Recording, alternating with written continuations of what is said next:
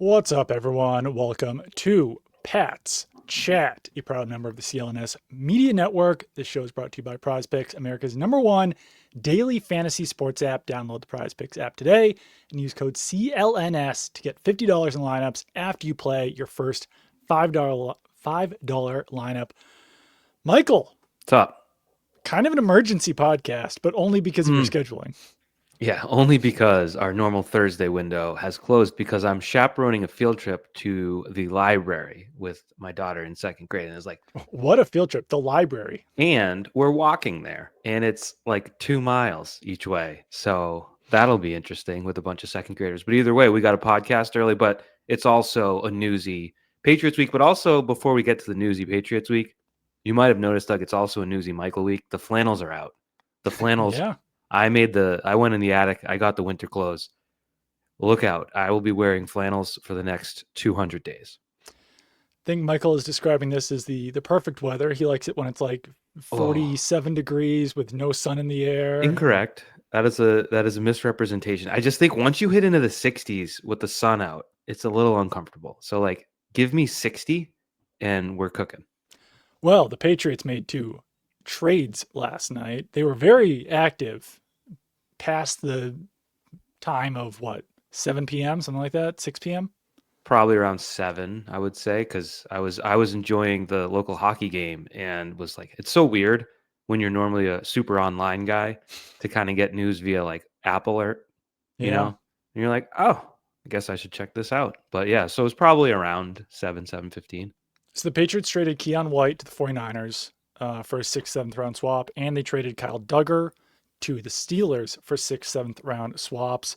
Plus, they're signing John Saunders Jr., another safety, off of the Dolphins practice squad.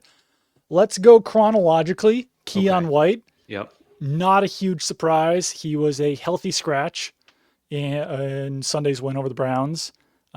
He really has not had a good season. He hasn't And had a really, season. what was it? He hasn't had a season, really. I mean, he's played, but he's played in a rotational role in what, 6 games, hasn't done a whole lot. And listen, like, I think that Keion White could still have a very good NFL career with the 49ers. Maybe their system is better for him. I would go so far as to say, outside of the beginning of last season, when he had what, 4 sacks in 2 games, something crazy like that, Hmm. he really hasn't had a great Patriots career since being selected in the second round of the 2023 NFL draft. Yeah. No, he's someone that, I mean, if people love this stuff when people own up to being dead wrong, so I'll sit here and say I had him tabbed as someone who stood to benefit the most from Mike Vrabel's addition because it felt like he had a lot to learn. It felt Mm-hmm. like Mike Vrabel had a lot to impart. It felt like his, I don't want to say character, his personality Yeah. matched the head coach, and he would take to the hard coaching, whatever it may be. And it did not pan out. He never took seemingly any step forward. I go back to, again, I'm reliant on the reports of you reporters at these training camp sessions, and what stuck out to me most this summer was Phil Perry saying after watching Keion White, I think the joint sessions in, where were they? I'm already In blanking. Minnesota? Minnesota, a report on Keion White just being like, he doesn't have any pass rush moves. Right. And ultimately that's the point where it was like, well, maybe this isn't going to work out because your brute strength can get you pretty far at Georgia Tech, but in the NFL it's certainly a roadblock. So definitely I would say if you go back to July, this would have been surprising, but given Mhm. everything that's happened since then, not at all. Yeah, it's funny because I've seen some of the national analysts and reporters being like, "Whoa, they traded Keion White," or like, "Whoa, I can't believe they traded Kyle Duggar." Neither one, like Kyle Duggar, has not. He's only been a starter this year when Jalen Hawkins was injured. Wasn't the greatest fit for the defense. Fell way down the depth chart over the summer. It was actually pretty shocking that he made the Week 1 roster and Jabril Peppers didn't. Now both Correct. of those guys are on the Steelers. So no, I like neither one of these trades were a huge surprise, and I think that some people around the league might say like, oh, these are two players who still have like upside or potential or whatever. And like, yeah, Keion White probably might play better with the 49ers than did with the Patriots, but he's going to be 27 years old in January. Yeah. Kyle Duggar is 29, I believe. I don't know when he's turning 30, but I'll these tell you. guys You want to know? feel like they were recent draft picks. In Keion White's case, he is a recent draft pick, but they were both drafted very old. Kyle Duggar's going to be 30 in March. March 22nd. So, as far as like players to build around in a rebuild while you're winning, not necessarily these types of guys. And if you don't feel like they fit your defense, if you don't feel like they fit your culture for whatever reason, then yeah, you take this 6th-round pick, ship off a 7th, and get them off the roster and see if you can find someone who can. Because when Keion White's a healthy scratch, you're not going to be able to trade him for a 3rd-round pick. You know, like that. That's just not the reality of the league. No, and the fact. Well, I do want to say. Well, I want to say 2 things. Keion White being that old is almost funny because it does feel like he just got here and he's in his He third did. year. He was drafted 2 years ago. Yeah, it's pretty crazy. But credit to Kyle Duggar though for being, I don't know how to say it, just like cool this whole time. Oh, for sure. Yes. You could have been a major disruption. Yeah. But he kind of took it in stride and waited it out, and now he'll probably get to play a lot more in the next to a safety that he knows and is comfortable with. So it kind of worked out just playing the long game, which I don't know. He was getting well compensated, so I'm sure that helped to alleviate any of the stress and frustration. But still, football players want to play football, so credit to him for that. I was just looking up. Here's an exercise for you, because I think if you look at Keion White, I mean, he was a 2nd-round pick, right? Mm-hmm. They make that pick, and there's a lot to love about him. He's kind of like a ferocious motor. I think that was his probably number one asset. Kind of had a bulldog attitude, didn't smile on draft night, got a lot of people on his, rooting for him early. I have just from NFLDraftBuzz.com. I don't know how much you use that site. I'm not familiar with it. I've seen it. I've used it. But they have his scouting report and some of his weaknesses, and we'll see if any of these have improved in the playoffs. Okay. Lack of experience shows, not currently instinctive, and is sometimes slow figuring out blocking schemes, making him late to the point of attack. I think that's fair. Yeah. And not great when you're raw at 24, 25 years old also. Correct. Yeah. Too often allows blockers into his pads, upsetting his balance and taking him out of the play. I would say that's correct, because there's times where you're like, how did that big, strong man get forcefully removed from the equation? Currently, he's raw as an edge rusher, gets pressure with athletic skills alone, will need to develop his pass rushing moves to dominate at the next level. That hasn't happened. White is an overaged prospect. Man, that's a tough way to say it. He'll be 24 on draft day. Next, while he moves well laterally, he doesn't always get there in pursuit, as can take poor angles. We did see that maybe last year where he just over-pursued the quarterback and give up the edge a lot. Which wasn't great in that defense, no. No. Hands are strong but unrefined. I'm not sure about his hands. I'm just going to leave that one be. And that's then fair. Lastly, while most of his measurables are off the scale, his arm length, a huge determinant of pass rushing success, is only average. So it does seem we were talking about the wrong arm length on the edge this year and the wrong side of the ball. It's very true. But anyways, I think it's a player who there was a lot to like, but it probably was due to his age that he was able to pop early and just the development didn't happen. Maybe it still can. I'm not burying him, but it has not happened here. And it does seem like they're going to go for someone to replace him now. You would think so. They've already added Caleb Murphy, which is obviously not like who Patriots fans would want, but it did feel like that claiming of Caleb Murphy last Monday was a sign that this move was coming and that they had kind of pre-planned for it a little bit. Maybe in the same way that them signing Richie Grant to their practice squad was some pre-planning for the Kyle Duggar trade. But no, they have since signed a safety, like I said, and certainly a lot of edge defenders out there. And from some of the national reporting, it feels like there's more edge rushers available than teams wanting to acquire edge rushers.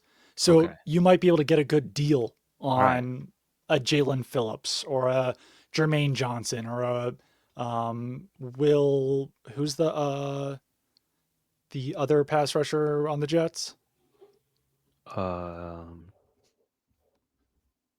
mind is just blanking right now. I apologize. It is Will McDonald. Will McDonald, the fourth. Got or it. Bradley Chubb, whoever it is. Or Myles Garrett. Myles Garrett for a fifth. Who says no? package those 2/6 that you just got for Kyle That's Duggar and true. Keion White. Get yourself a Myles Garrett. With Duggar, I believe it was Ian Rappaport last night reported that the Patriots are going to eat the majority of his salary. Not a surprise. That's why I was kind of holding off on being like, oh, wow, they saved a bunch of money because there was no way that you can get something for Kyle Duggar and And also get a team to take on his whole salary. there was a I'm sorry, there was a the end of that report was that they just killed the last 2 years of the deal, Yeah, which there's I don't know how that works, but over the cap has 4.5 million of dead money over the next 2 years, each of the next 2 years. I don't know if that still exists. I don't know how they maneuver this one, but that is somewhat of a factor if it is still there, but it's obviously yeah, but significant it's cap not like savings. it's It's not. only half. Yeah, it's really it is what it is. That contract is crazy. The Well, fact that I think that safety contracts in general are crazy because they get paid a decent amount of money, but the guys that get paid never really make that big of an impact. well, like he was due to have a cap hit next year of 17 million and then 18 million the next year. It's like Right. that's too much. Even Yeah. at his best. I mean, Right. Kyle Duggar was a good player, but that's nuts. Yeah. Yeah. So it's yeah, obviously not ideal that you still have to pay the remainder of his salary, but by trading him and eliminating the last 2 years of his deal, it does save you cap space next year, which is important because they signed a bunch of guys to multi-year deals this year, and they weren't going to have trouble having cap space next year, but it wasn't like they were flourishing in cap space like they were this year. Mm, indeed. Yeah, and Um, it does sort of resolve. I wouldn't say it was an awkward situation, but it was sort of an unresolved situation where all summer you looked at, is he going to make the team? He's playing at the end of these preseason games, right. and to stick around there, like I said, I already gave him credit, but like it kind of should have ended like this, given that it was set up to be this way. So credit to them, I guess. I mean, it's not like they cut him and ate all that money. They kept him. They got some use out of him and got a small draft asset for it. So it was, I guess, as good of a situation if they had to get rid of him that they could have gotten to. No, 100%. So the Patriots are now left at safety with Jalen Hawkins, Craig Woodson, Dale Pettis, Brennan Schooler, and then, as I mentioned, they've got Richie Grant, who has NFL starting experience, was elevated last week on the practice squad, and then they sign. My mind is just not John Saunders Jr., the safety away from the Dolphins. He was on their practice squad. Another kind of older prospect, but he's played cornerback, he's played safety. Pretty athletic guy. I don't know. This could wind up being a situation like Eric Gregory, the defensive tackle they claimed off waivers from the Bengals, who hasn't even played yet. Maybe they still kind of go with Richie Grant and Del Pettis and Brennan Schooler as the backups behind the starters, but at least this allows them to work with John Saunders Jr. for the rest of the season and see what he can do here. And on the edge, still have Harold Landry and Caleb Chason as the starters. Anthony Jennings probably will take on a bigger role now. They've got Caleb Murphy, as I mentioned before. Milton Williams and Jelani Tavai can both also play on the edge. They've got rookie Elijah Ponder in there as well, and then Braden Swinson on the practice squad. So they've got plenty of edge depth, but Hmm. still, you would like to see them sign or trade for someone who could be either a starter in place of Caleb Chason, allowing him to play a situational role, or a situational pass rusher who can mix in with Harold Landry and Caleb Chason and everyone else on third down. And it does seem like there are a decent amount of names out there. Yeah, and well, we've talked about before. Safety was we might have ranked the depth at each position group, and safety was probably the lowest. Where if either of Right. those starters gets dinged up, you're in quite a bit of trouble. And then I think, I mean, I know it's reactionary, but they are sort of leaning on Landry in a way that might be too much for a full season, if that makes sense. Uh, Not that he's He's old. playing a lot of snaps. Yeah. He's at about 80% of the snaps, and you want to kind of preserve your best pass rusher. And by necessity, they can't give him a rest, really. So Right. I think getting a third guy in there, I don't I don't know exactly how you dole it out, but you give Landry, if he can take 8 snaps away from Landry a week, maybe it Yeah. makes a difference. If he takes 8 snaps away from Chase on, and I don't know exactly the math. I have not done the calculus, but you understand the point. No, 100%. And it's also not currently ideal that Anthony Jennings is your top backup there because he was a healthy scratch in week 7. So it's not like you're looking at Anthony Jennings and be like, all right, they believe in this guy. He's a perfect fit for the defense. He's going to play more snaps. It's kind of like, Yeah. well, he's another one who was kind of, I think, like involved in trade rumors and everything over the summer. Another guy who was super buried on the depth chart. Hasn't even played 80 snaps yet this season, only at 79. So they might be able to get through like this week against the Falcons with Mm. this as their edge defense core. But one way or another, it does feel like they're maybe not in like desperate need for an edge defender, but it's a pretty high Uh, need right now. It's a near necessity for them to grab someone. It's what's the right word? Not so good at the words today, Doug.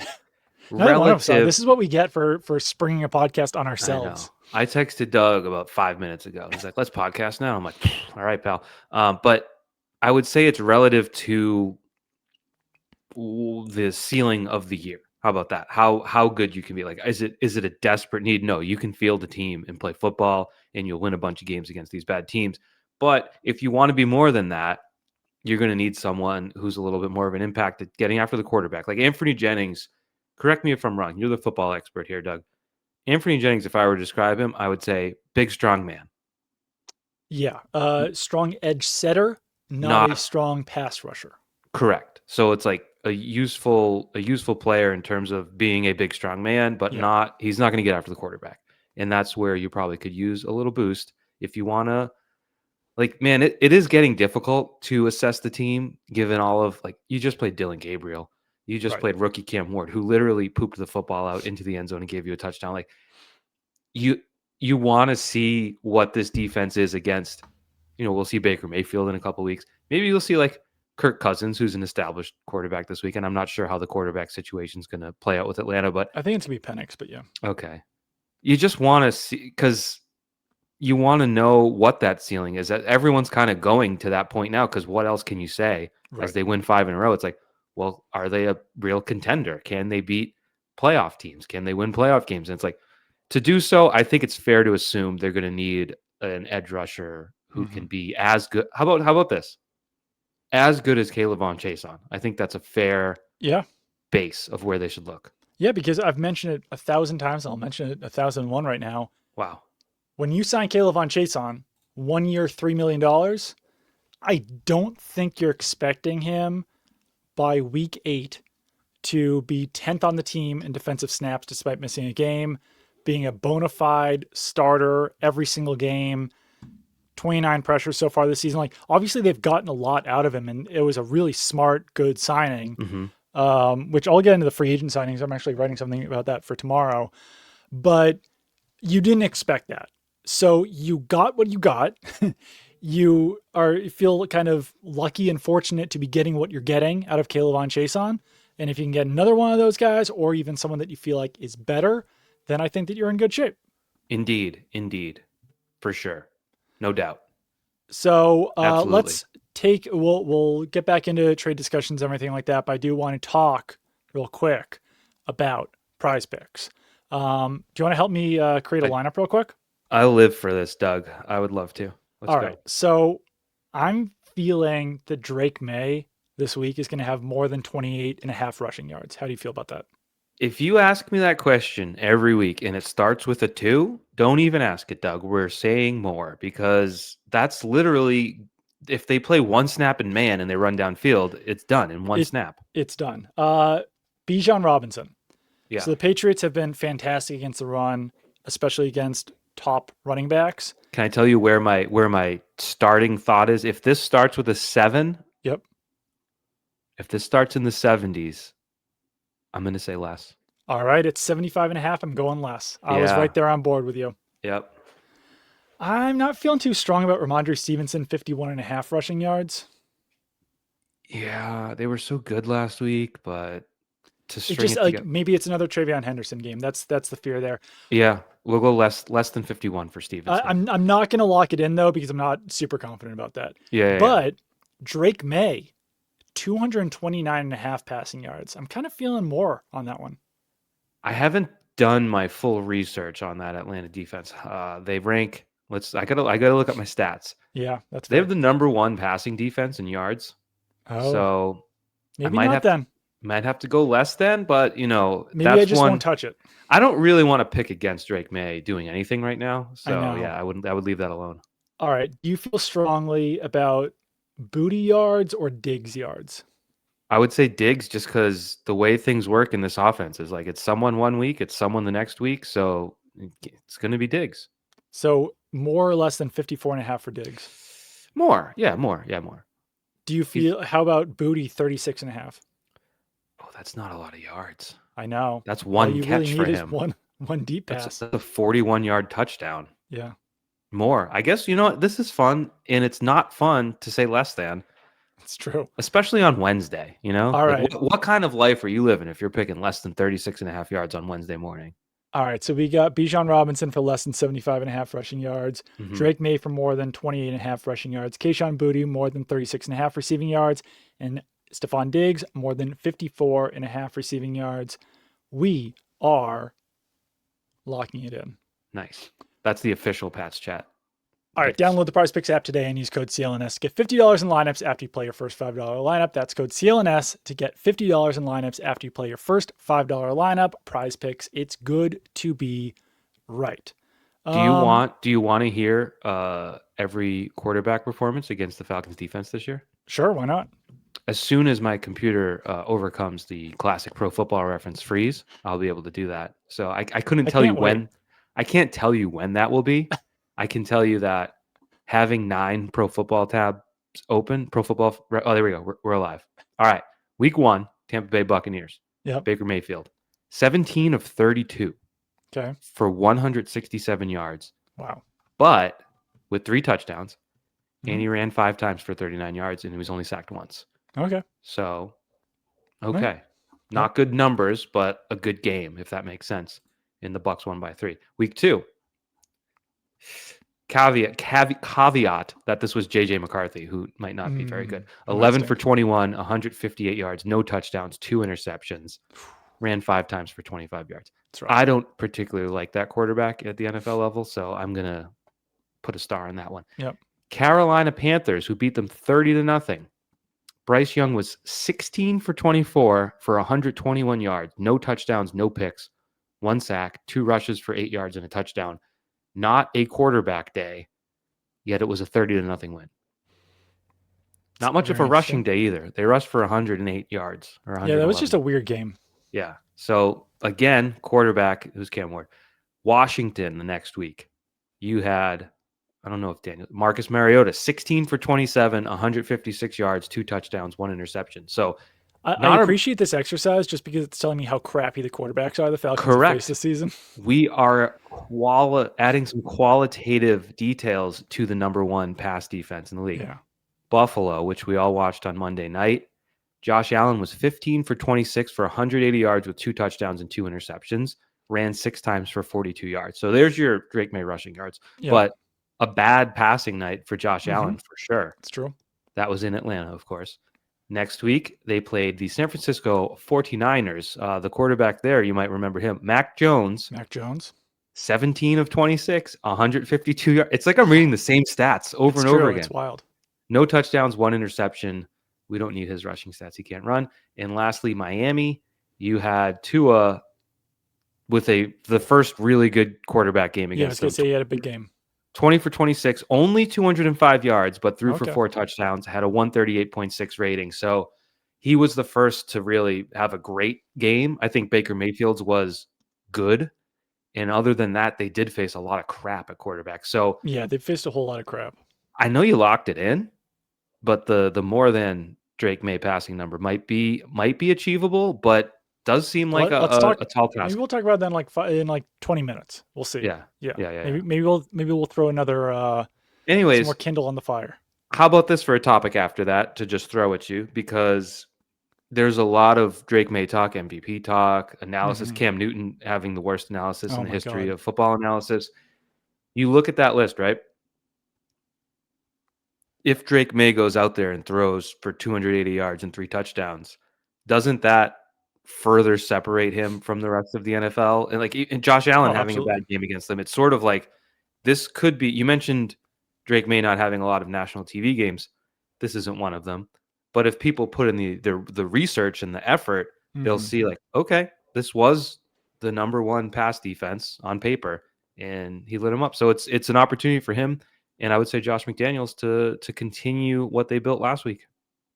Yeah. So, and I would also say that the Falcons rank well pure yardage wise. EPA per play and success rate, they're kind of around the middle of the league, I think. That's a little telling. And then also EPA and success rate, they have struggled against the run. So it could just be teams running and running and running on them and not having to pass because they've also lost a decent amount of games this season. Mm-hmm. I think the Patriots, I still think they'll have some success passing the ball. Yeah. Because when I look at the talent on their roster, and like this is, I'm looking at PFF right now because they're going to do a better job of grading the Falcons players than I am, given what I've watched so far. Not a ton of superstars so far on this defense. Divine Diablo has been having a good season at linebacker.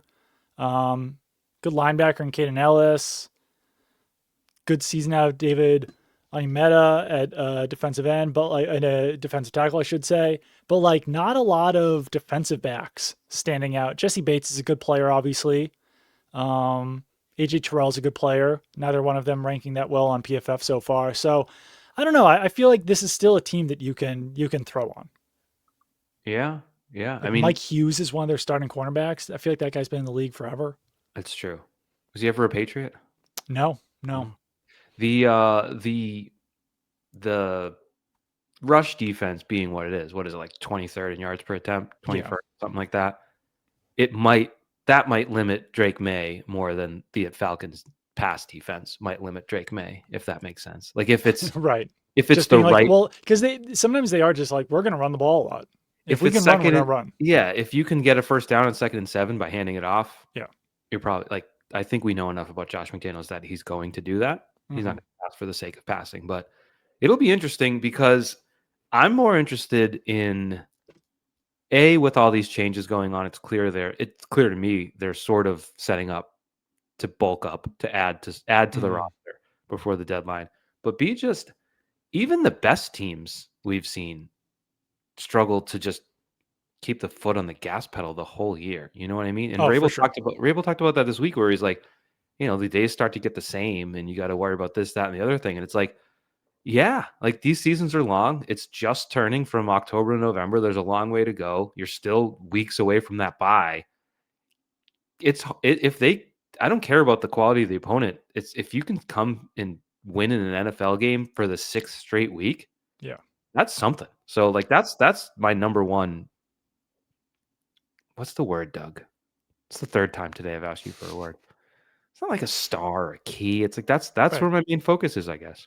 No, that makes total sense. And I like that they've shaken up the roster a tiny bit because I did have a fear after last week's game when Mike Vrabel's in the locker room being like, everyone has a role. We need everyone. Everyone has a role. That they would just be complacent and be like, this is the roster.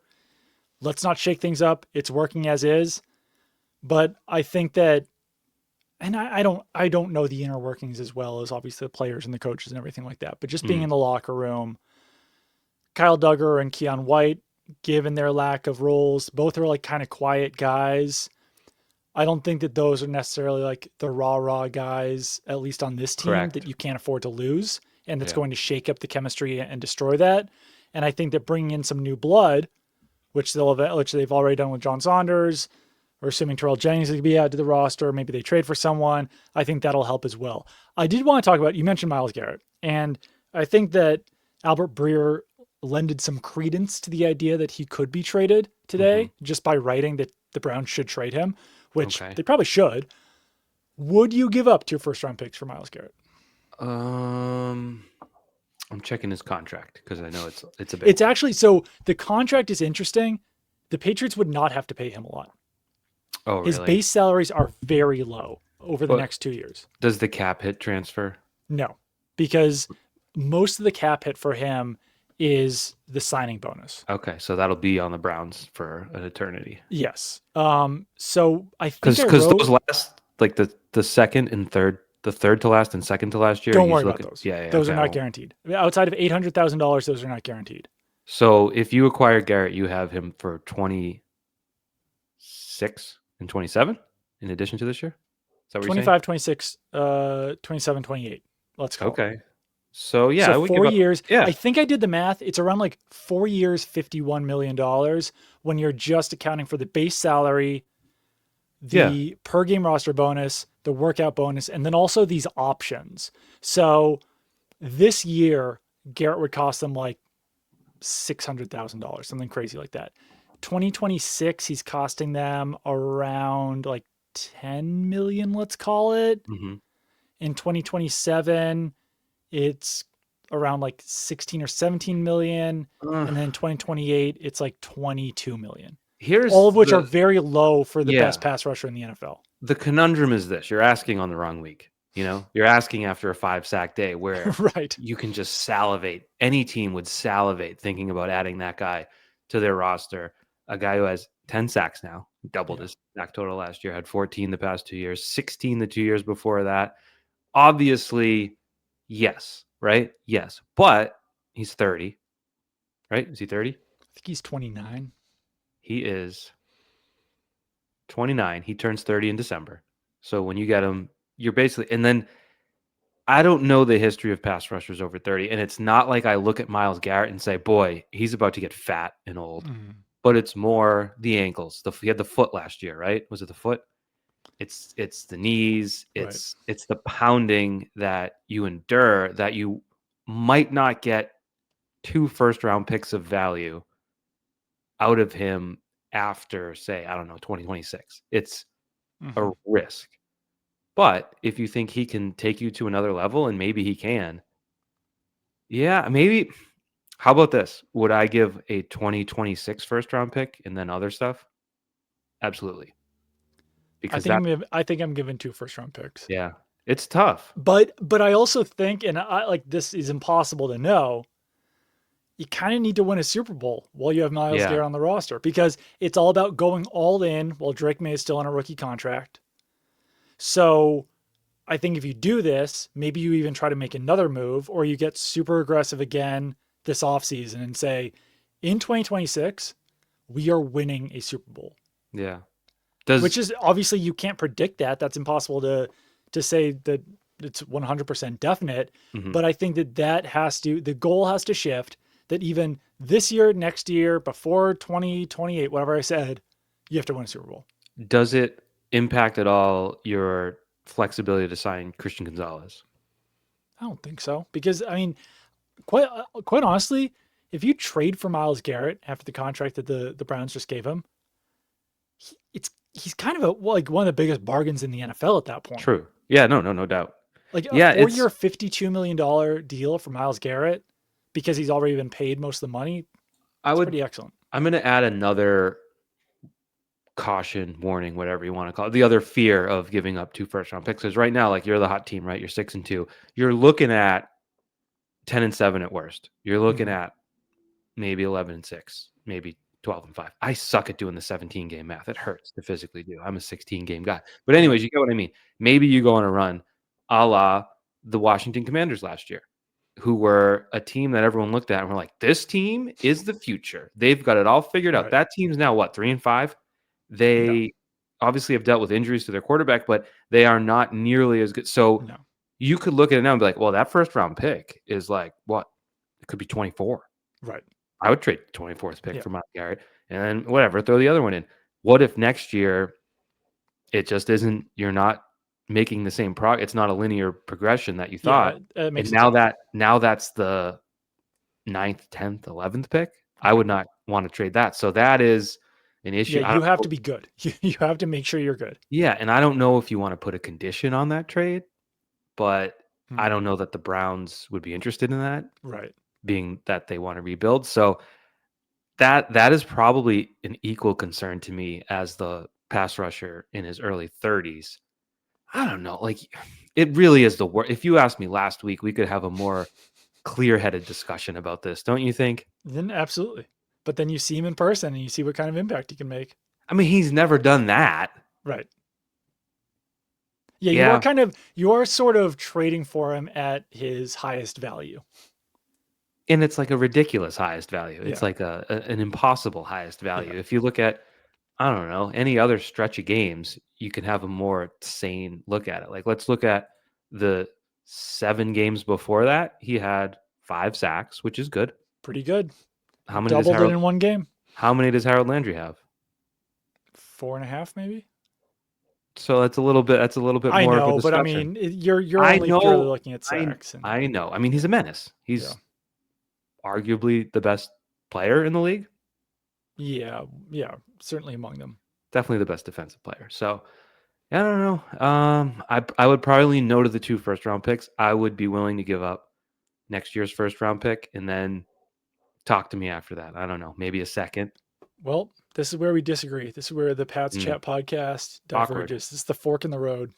I'm Every taking. week we have a big fight like this, and it's I really know we got to uncomfortable. stop having these huge, huge, huge arguments. All right, just one. You mentioned it.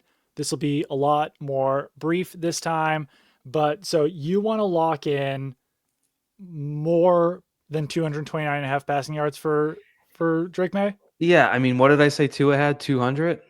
something like that. Yeah. I think Drake May is at least 30 yards better than Tua Tagovailoa. The concern is the ease of which the Patriots might rush the ball, but whatever. They're gonna be at home. They're gonna be slinging it. It's Halloween weekend. Do you think either Keion Booty or Stephon Diggs gets in the end zone? Booty seems to always get in the end zone, but maybe Diggs has unlocked something. I would guess. Mm, they're impossible to predict, aren't they? Like Pop Douglas is going to score because you asked me that I question. know. So, All right, uh, I'm gonna you know what? I'm gonna do Michael Penix less than 6.5 rushing yards. So that'll be our second lineup. It's only two. Drake May more than 229 and a half passing yards. Michael Penix less than 6.5 rushing yards, and we are going to lock this one in as well. lock it in. All right, so you guys can play Prize Picks too. Download the Prize Picks app today and use code CLNS to get $50 in lineups after you play your first $5 lineup. That's code CLNS to get $50 in lineups after you play your first $5 lineup. Prize Picks, it's good to be right. All right, this is going to be a shorter podcast Mhm. than usual, but I did think it was important to get on here and talk about what the Patriots could do, what they've already done. Anyone else you expect the Patriots to trade away? Ooh, good question. I feel like those were the 2 most obvious candidates. So they're Right, not I a think like Anthony Jennings, but you've already lost one edge defender. I don't know if you want to yeah. eliminate more depth there. Not the first time we've said this. They're not exactly flush with talent. They're not teaming and overflowing with That's also the NFL fear of players. trading away 2 first round picks for Myles Garrett is that you don't have a very deep roster. Yeah, and you need some cost controlled players. One of whom we haven't discussed yet is Marcus Jones. Was Yeah, Marcus Jones extension. Good the other news call. of the day? What a great just sports story. You know, Oh, yeah. I have stood right next to Marcus Jones. I don't know if you know this, listeners, viewers. Doug, I'm not a tall man. I No, am on my tallest day 5'9", and I stood next to Marcus Jones, and I was like, this man gets. He just stands still in the middle of the field and waits for a ball to come down from the clouds. And there are just enormous, scary men running full speed at him. And he's like, okay, that's my job. yeah. It's crazy when you really think of it that way. Like he is a small, small person and he is turning himself into a heck of a player and got rewarded for it. So a good story. He did. I think it was 3 years, 36 million, worth up to 40, something like that. The one huge thing about Marcus Jones is obviously he's always been a very versatile player. The man has played offense. Alex Van Pelt is just finding this out for the first time right now. He returns punts. He's been an all-pro punt returner, slot cornerback, can play outside. He's obviously, they're not the same position. They're not the same player, blah, blah, blah, blah. But Marcus Jones defensively is having like a Rodney Harrison-esque year where he Doing has everything. His he like has 2 stats. interceptions. He has 9 pass breakups. He has a sack. He has 6 tackles for a loss and a quarterback hit. That's the sack. But like he's doing everything right now, I got a which number for is you. what gives him the most value there right now. I love the Patriots communications Twitter page, as we've mentioned. Yes. Tweeted this out before this. This was from. You're the number one fan of the Patriots I communications. truly am because you know what it is, Doug. After the Patriots dynasty-based Patriots was winning game, that post-game, the game notes would come out, and I'd open them up and be like, "Oh my god!" It'd be like Tom Brady has completed his 37,817,000th pass. That is 8-7. That is 8 million more than anyone. And it's just like, oh, every week was like that. And then for 5 years, it was like Bryce Barringer punted it 50 yards twice. And you're Right. like, good Lord. So, anyways, here's a stat on Marcus Yeah. Jones. Only 6 players have logged, ready?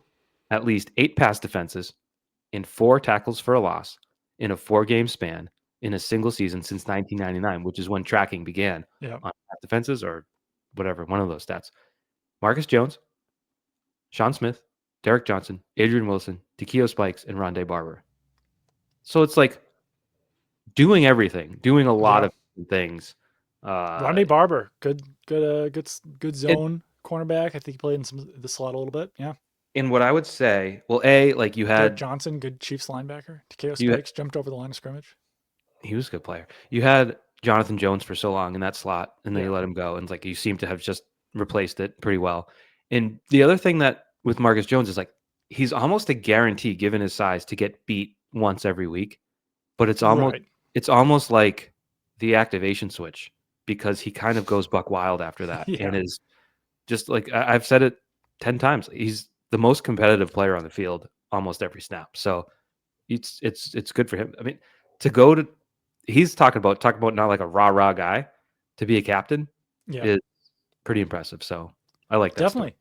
Interesting day overall, as I tweeted that like it shows that the Patriots are willing to keep working with guys from the previous regime who are fits, Yeah. and they're not afraid to just like dump basically for Yeah. pick swaps guys who were not fits. Mm-hmm. I know you got to go. No, I do have to go soon. They actually bumped back the schedule a little bit, so No. I do have a couple of nonsense topics I want to get Before to. that, one more football thing, and it'd Yeah. be funny if we missed it again Oh God. because you led Sunday's podcast by saying we're taking Drake May for granted, Yes. basically saying like, it was like an okay day, but not, and it really was a very, very good day. Yeah. And I texted you after, and I was like, we forgot to mention the Patriots communications tweet, which is this, okay? And this proves your point to the extreme, okay? Yep. Patriots quarterback Drake May. Again, these are not random stats. These are not crazy stats. Drake May is now the 5th player in NFL history to produce 200 plus passing yards and a 100 plus passer rating in 7 consecutive games. Only 4 other quarterbacks have done it. Do you know who they are, Doug? Tom Brady, one of them. Tom Brady in 2007 did that. Do you know who else did that? Dan Marino, 84. No. Oh. Different. That's a different Kurt one. Warner. No. Who? Aaron Rodgers. Okay. Did it twice. Patrick Mahomes did it once. Tom Brady, as mentioned, and Peyton Manning in 2000. Wow. It's good company. And it's like, this is, and again, it's like the competition is a competition, but right. Do you think other quarterbacks haven't had runs against subpar competition? Right. Do you think Tom Brady in his 55-year career never played 7 mediocre to bad teams in a row? Right. It's at a certain point, I think you made a great point by saying we are sort of, you didn't say this exactly, but it's like you're missing the forest for the trees a little if you focus on the opponent. Like that stat there was one that made me like sort of sit back and say, oh, okay. He's raising the level of expectations every week to the point where when he has a really amazing game, we're like, well, it wasn't as amazing as the last one. It was 9-7 at halftime. I was like, I don't know. Halloween is on Friday. Mm-hmm. What is the one candy that you steal the most from your children after they go trick-or-treating?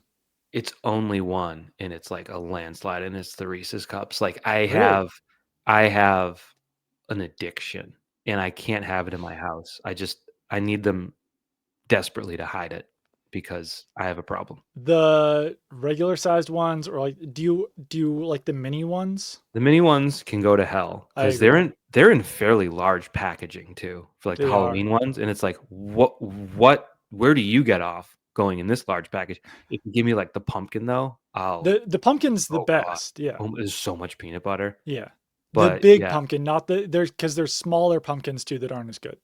Yeah, but yeah, those little ones. Whoever decided that those should be in a package, jail, prison. It's true. Yeah. So mine is usually the fun size crunch bar. I like those a little bit too much. Like the blue and white crunch Yeah. bar. Yeah. People are handing those out.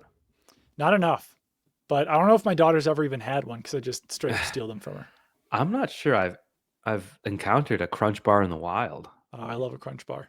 Interesting. Yeah. Fun size ones are better than the big ones though. For I would crunch bar. say like when you have a little kid and they Mhm. trick or treat, that's the best because you know they're not eating any of Oh it. yeah. So you're just like so the older kids sort of they have theirs with them have a piece a day. So Yeah. it's sort of like a bank. Right.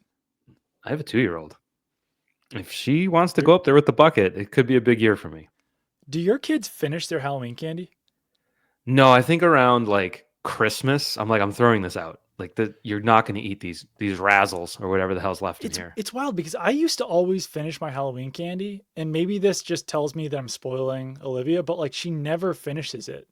You know what? It was the 90s. We were allowed to chug soda. It's true. I would trick or treat and then open up my candy and just eat most of it. Have you So, ha- have you allowed your kids to have like Coca-Cola, like a caffeinated soda? yeah, Okay. but not it's like a rare thing and it's not even like we Yeah. have a rule. It's just Right. not part of like our culture the I've way it I've was allowed her when to I was have a a kid. I've allowed her to have a Coke and a Diet Coke. I haven't allowed her to have like a Mountain Dew yet. You think there's a little more punch in there? Might Little be, but it's probably not the end of the world if I let her have one. One thing One kids other don't one need other is thing. kids do not need caffeine. So, No. What's the Leonardo DiCaprio movie? one thing after another or something like that. No, something battles. One battle after another. I Um, think I got it. I think I nailed it. One battle after another. I saw Yeah. that yesterday afternoon, How 1 was it? o'clock, Did it live up to the hype? with my wife in the movie theater because I have Tuesdays off and she doesn't have a job. So we were like, we're not gonna be able to go on a night, so let's just go right now. It's a dream going in the day. It is, but I do need to say something, and this is definitely like old man yelling at cloud. This is Ooh, I boomer, know what this it's is going to be. whatever. I know what it's going to be. The Can I movie guess? started at 12:50, or like the movie was scheduled for 12:55. It started at 1:30, I bet. We had to like my daughter gets home from the bus, or the bus comes at like 3:50.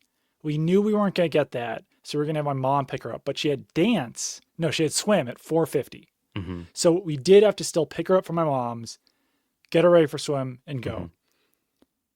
The movie starts at 12:55. You should not be in fear of not getting 10 minutes down the street, Yeah. like 3.5 hours later. The Yeah. movie started at 1:20, and which is absurd. It was only 10 minutes of trailers though. The Oh, it's commercials Yeah. are what take up the 10 to 20 minutes or whatever. Listen, like That's a low number I'm of sorry. trailers. I know that commercials are part of day-to-day life now. I know that the movies have changed. Like there's probably some idiot sitting in a big office with a view of a city or the ocean or something saying like, why aren't people going to movies anymore? It's because you are asking us to watch 20 minutes of commercials when the movie is scheduled to start. That is craziness. They used to run When I them used to go before to the that. movies 10, 20 years ago, 15 years ago, 5 years ago, whatever it was, the trailers started Yeah.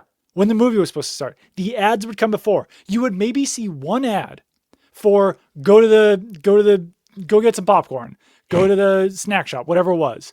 Then You there'd be never like saw, no lie, we saw a Starry commercial followed by a Pepsi commercial, followed by a Mountain Dew commercial, followed by a Diet Mountain Dew, a Diet Pepsi commercial. It was like, all right, you guys haven't done mug root beer yet. You want to throw that one at us too? Like it was crazy. And I hate being this guy, but it does detract you from going to the movies.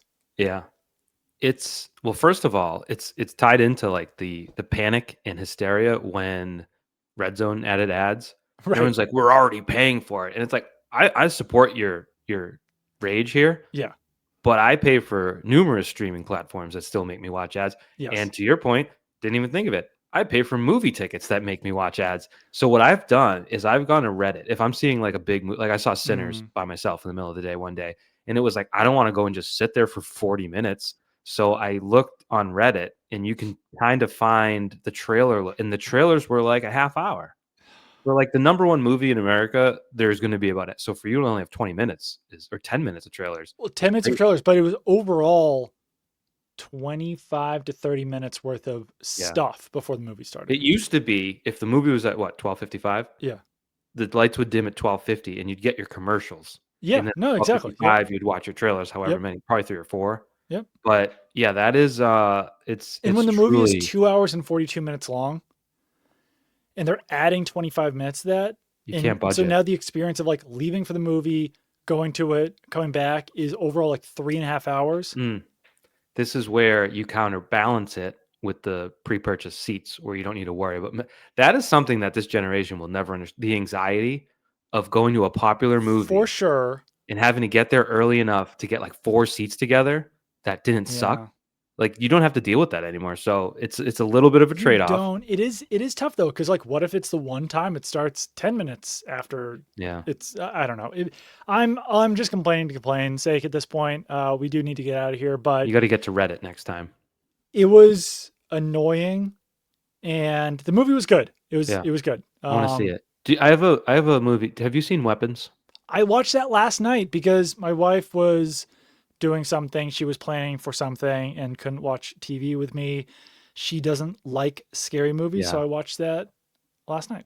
Another movie with a ton of hype. I thought it lived up to it was very good. I finally I got to probably liked it more than One Battle After Another. really. Yeah. I thought it was awesome, but Yeah. can we do it's technically I don't think it's really a spoiler, but if you really wanna go in completely clean on this, Yeah. Then we're going skip to this end part. right after this. Yeah, but basically the bodies of people are sort of in a trance, for a lack of a better state, and they need to be fed so they stay Yep. alive or whatever.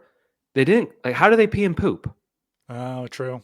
Did anyone cover this? I No. avoided reading about this movie when it came out, but, like, if they're Mm, eating, they are presumably there's going to waste the involved. bathroom, Yeah. and, like, that would set off a number of alarms, like, it just felt that part to me was not resolved. Everything else, great movie, really Yeah. enjoyed it. Very spooky. I think it affected my sleep a little bit. Oh, It was spooky. It it was was a spooky. good It amount of was. spooky. Good movie. I enjoyed it. I liked it a lot. Watched two good movies yesterday. Two of the first movies I've watched the whole year. All right. Goodbye. What a day. Bye.